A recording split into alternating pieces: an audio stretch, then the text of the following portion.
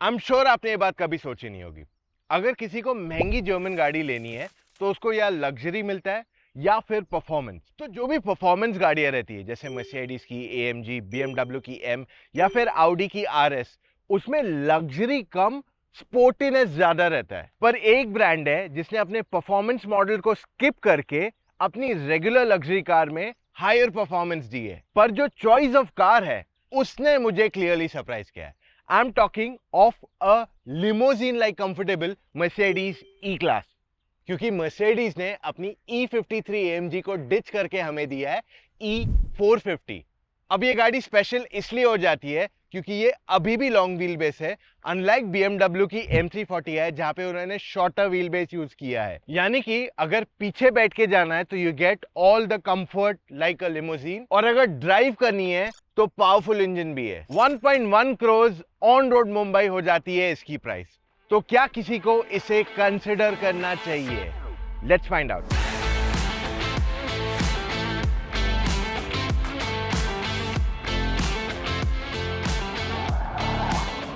तो अब ई क्लास में क्या क्या आता है? डिजिटल लाइट, जिससे आपको ज्यादा बेटर थ्रो मिलेगा ऑन एक्सप्रेसवेज एंड घाट्स। गाड़ी के विंडशील्ड पे कैमरा, फ्रंट ग्रिल पे कैमरा, 6 फ्रंट पार्किंग सेंसर्स, यानी कि इसमें ऑटो पार्क जैसा फीचर एम्बेड किया जा सकता है या ऑलरेडी है। पर 450 में आ जाता है AMG style front bumper. Side profile से ये एक मिनी एस क्लास लगती है। For clean design, door handles जो है बॉडी के अंदर इंटीग्रेट हो सकते हैं। इतनी लंबी सेडान में ग्राउंड क्लियरेंस में थोड़ा प्रॉब्लम तो आने के चांसेस हैं। ई क्लास के सारे मॉडल्स में 18 इंच के व्हील्स ही आते हैं। हाउएवर डिफरेंस ये है कि 450 में AMG स्टाइल्ड alloy wheels दिए गए, which I am not a big fan of. Rear styling typical E class है, बहुत ज्यादा डिफरेंट नहीं है from the previous cars, and कहीं ना कहीं आपको एस क्लास की थोड़ी बहुत याद दिलाएगी। टेल गेट इसकी इलेक्ट्रिक है और यहाँ पे 2 से 3 सूटकेसेस जा सकते हैं, अ mix of medium and large size.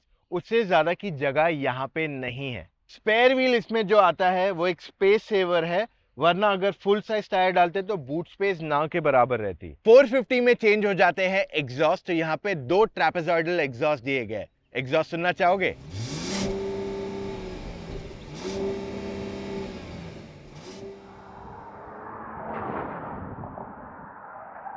If you ask me, this car is clearly a steel. आज काफी सारे बायर्स जो M340i की तरफ जा रहे हैं उनको एक और एक ऑप्शन यहां मिल जाता है at not a very high upgrade cost. जो भी लोग हाई एंड कार लेने की देख रहे हैं परफॉर्मेंस के लिए, उनको लग्जरी भी चाहिए क्योंकि इंडिया में टैक्सेशन ज्यादा है। So somewhere you expect that extra bit too. और साथ में हमारे road conditions and traffic discipline generally हमें एनकरेज नहीं करता है to buy a performance oriented car only. लेकिन there is a bad news. जिन लोगों को एक्स्ट्रा परफॉर्मेंस चाहिए ओवर लग्जरी, वो बहुत ही लिमिटेड नंबर ऑफ लोग हैं right now in India.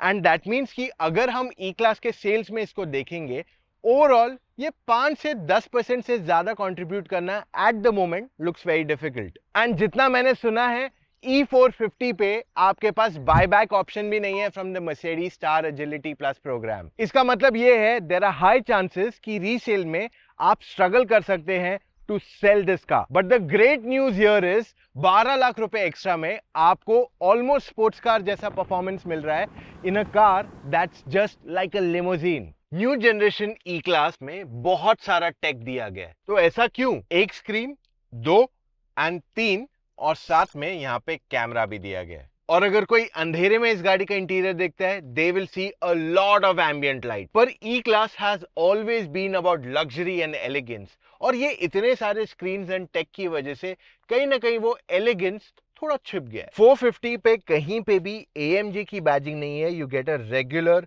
Mercedes steering wheel. अब यहाँ पे ट्रैक पैड्स आ जाते हैं टू इंक्रीज और reduce volume, to move anything touch screen पे। एंड ये साइड का जो ट्रैक पैड आता है उससे जो क्लस्टर है उस पे चेंजेस कर सकते हैं, and you can move things around. Cluster भी काफी डिटेल्ड है। You can choose what you want on your screen and उस हिसाब से इसे यूज कर सकते हो, and you can further customise things if needed. Touch screen की क्वालिटी, ब्राइटनेस अच्छा है, just like the cluster. However, it's very simple to use। तो यहाँ पे कुछ कॉम्प्लेक्सिटी नहीं है। अगर आप पहले बार इस गाड़ी को यूज कर रहे हो, you will get used to it quite easily. It's almost like an iPhone, except for one thing जो मैं अभी भी struggle कर रहा हूँ is this. Air conditioning अब digital vent के साथ आ गए. You can get it controlled that way, but I am not a big fan of this. और इसे use करना is a little bit of rocket science. अब personally E-Class में I would not imagine a third screen, and I'm still not the biggest fan of this. And overall it is quite easy to use. Same UI है यहाँ पे, and जो को driver के काम की चीजें वो सब यहाँ दी गई है. आफ्टर अ वाइल अगर कोई यहाँ नहीं बैठा है, this screen will lock automatically ताकि ड्राइवर का ध्यान यहाँ डिस्ट्रैक्ट ना हो. The most important thing for me is that यहाँ पे फिट फिनिश काफी अच्छा है अभी भी. The quality of stitching is what I have always loved on these luxury cars, और यहाँ पे भी it looks very nice. 2 type C charging ports, wireless charging pad, cup holders, और ये ओपन एंड क्लोज भी होते हैं if you want them to. And साथ में this entire system can go closed, but glossy है तो इस वजह से स्क्रैचेस ऑलरेडी आ गए हैं when the car is not even done like 10-15,000 kilometre. एक एस्पेक्ट जो मुझे मर्सिडीज में नहीं पसंद है एज ऑफ टुडे, इसकी हर गाड़ी जिसमें सनरूफ या पैनोरामिक सनरूफ दिया जाता है, वहां पे what you get is this. इससे हीट क्लियरली गाड़ी के अंदर आती है, and that does not work out in your favor. I think अगर इंडिया में इतनी सारी गाड़ियां मर्सिडीज बेच रहा है, they can change this pattern and it shouldn't be that difficult. E-Class की front seats, they are really wide, supportive and very comfortable. और यहाँ पे एक soft headrest cushion भी दिया जाता है which adds on to the comfort. I really love this soft cushion. मैंने काफी बार बोला कि मैं घर ले जाना चाहता हूँ, and I still stick to that word even now. Rear seat बहुत ही comfortable है यहाँ पे. 2 लोग आराम से बैठ के जा सकते हैं. Look at the knee room, head room, absolutely no problem.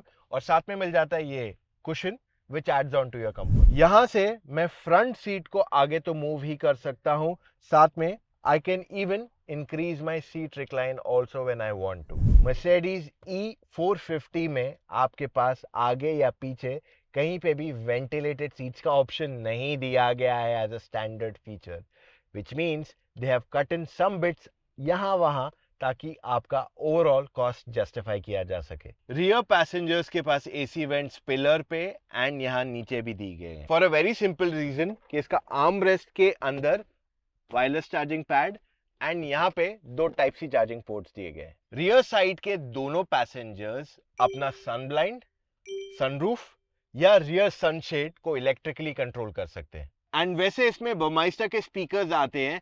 If you ask me, they are one of the best in the world. अब बारी E-Class को ड्राइव करने की, तो कर देते गाड़ी को स्टार्ट, डाल देते in the drive mode, and here we are ready to गो.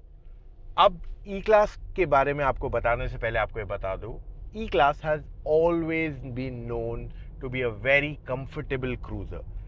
एकदम कंफर्टेबल है, इजी टू ड्राइव है, एंड अगर आप पीछे बैठते हो, which is where the real focus has always been, तो you will get amazing ride quality.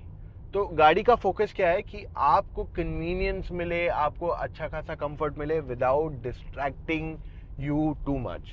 तो अब ये इंजन के साथ मैं 50-60 पे चला रहा हूँ. The car is driving very comfortably, absolutely no problem with it. आराम से गाड़ी चल रही है. मुझे कुछ ऐसे नहीं फील रहा है कि गाड़ी स्टिफ है या सस्पेंशन हार्ड है या राइड क्वालिटी में कुछ प्रॉब्लम है या it's too soft. Nothing. It just feels like a regular E-Class that I am driving. ऐसे भी नहीं कि एग्जॉस्ट बहुत लाउड है, कुछ भी नहीं. It is absolutely typical E-Class.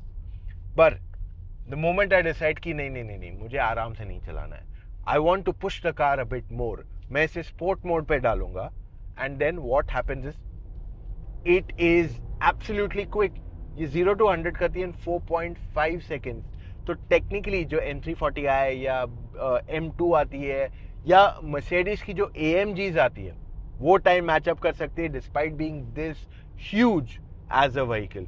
So overall इसका सबसे बड़ा एडवांटेज ये आ जाता है कि this is a very comfortable cruiser, and जब आप चाहो आप इसे पुश करके तेज जा सकते हो.